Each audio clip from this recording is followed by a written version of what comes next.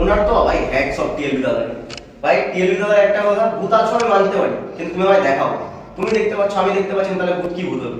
তোমাকে বলছে টিএলবির রাশ ভারী, সেই জন্য টিএলবি দাদা কিছু ফিল করে না।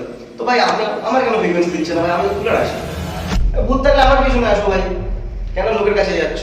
আমিও দেখতে চাই কেমন আছে, কটা আছে, কোথায় আছে। এত জায়গায় ঘুরলাম, সেইভাবে তো দেখতে পাচ্ছি না। আর এখানে যখন লোকে দেখে গেছে, আমি মানছি না, না আমি মানতে রাজি আছি, আমায় দেখাও, আমি মেনে নেবো।